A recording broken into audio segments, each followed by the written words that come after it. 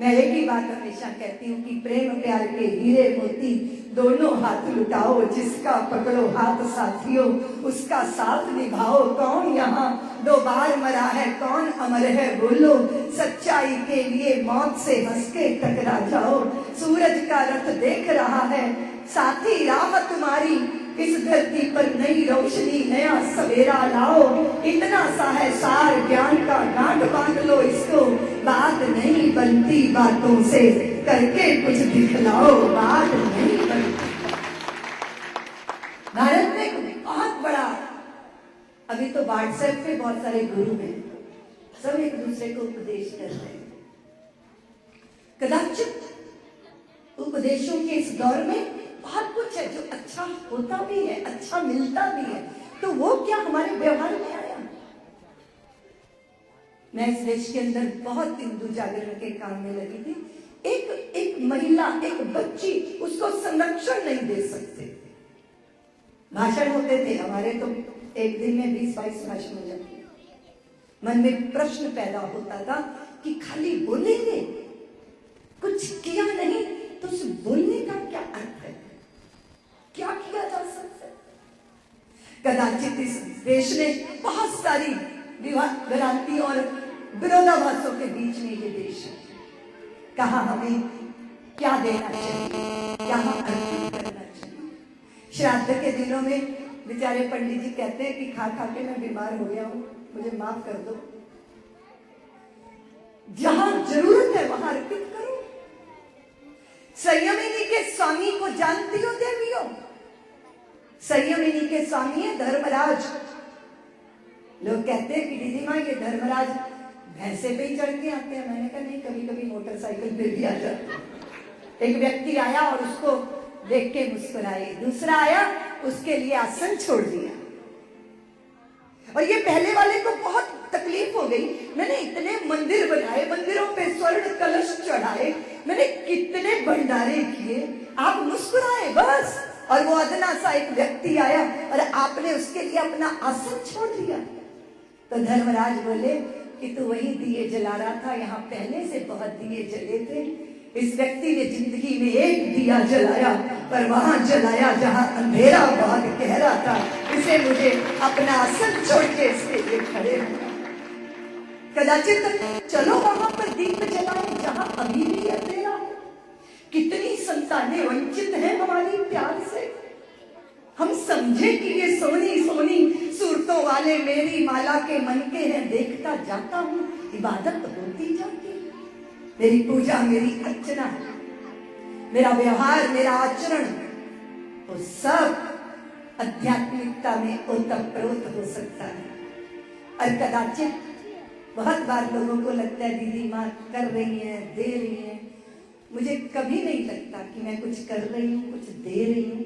मुझे तो लगता है मैंने जितना पाया है, बहुत पाया है। कितना पाया है। एक नन्हे बालक का हाथ पकड़ लो, सर्वस्व लुटा देता है वो आपके ऊपर। जन्मों जन्मों तक उसके चित्त में ये एहसास रहता है हमने बहुत किया, दया पे आधारित किया। बेचारे तैयार करते हैं हम।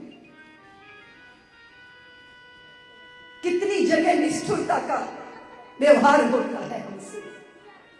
मैं याद करना चाहूंगी, राजू भैया तो यहाँ थे नहीं उस समय, संवित गुरुकुलम की बेटियों ने आपके आने से पहले एक यहाँ नाटिका की प्रेरणा नाम से कितना रुलाया उस सारे कथानक ने, लेकिन हमारे समाज के चेहरे को भी सामने दिखाया कि हमारी कथनी और करनी में कितना फर्क है।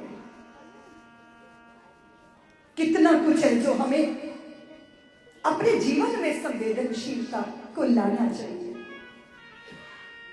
मेरे घर में महकती हैं बेटियां, पर सड़क पे चलते हुए सहमति क्यों है बेटियां?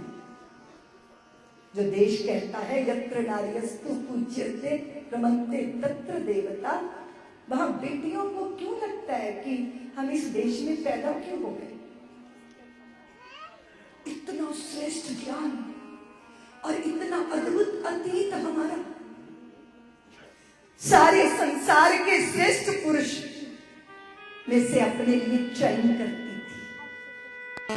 तो समय भी था ना, दो विद्वानों के बीच में शास्त्रार्थ होता था, कोई मैत्री कोई गार्गी निर्णय करती थी कि जय किसकी हुई, विजय किसकी हुई।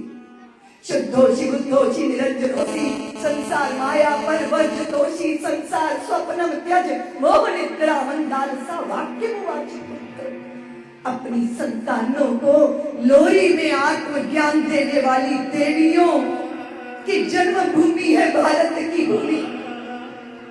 हम अपने गौरव गरिमा को भूले। आज आपको लगता है कि दुनिया में हम सबको बुलाएं और दुनिया में सर्वश्रेष्ठ क्या है? कोई स्मारक दिखाओगे, कोई मकबरा दिखाओगे, ताजमहल दिखाओगे, कोई बड़े बाग बगीचे दिखाओगे? नहीं, भारत की ये पहचान कभी नहीं रही। जब जब दुनिया भौतिकता से थकी तब तब संसार ने भारत की तरफ सिर्फ अध्यात्म दृष्टि से देखा कि वो देव संस्कृति की भूमि है जहां चींटी के चोगे की चिंता की गई थी। ये वो भूमि है जहां ऐसे सिद्धार्थों का जन्म हुआ था जो घायल एक कबूतर की पीड़ा से अपने को जोड़ते। भूल गए आप? बकरी और भेड़ों के रेवड़ के पीछे एक लंगड़ाते मेमने के पैर में लगे कांटे की चुभन ने व्याकुल कर दिया। गोद में ले लिया था उस बच्चे को, पीछे पीछे गए थे। गडरिये ने कहा, महात्मन आप इतने व्याकुल हो गए, उस मेमने के पैर की पीड़ा नहीं देख सकते आप? ये सारी बकरियां भेड़े बिंदुसार सम्राट के पुत्र इष्टि यज्ञ में होम हो जाएंगे। पीछे पीछे गए थे और बिंदुसार के भवन में जाकर खड़े हो गए थे। महात्मन आप कैसे आए? कहा था उन्होंने कि बिंदुसार इन सारे जीवों को छोड़ दो, तुम्हें पुत्र चाहिए ना, मेरी बलि चढ़ा दो।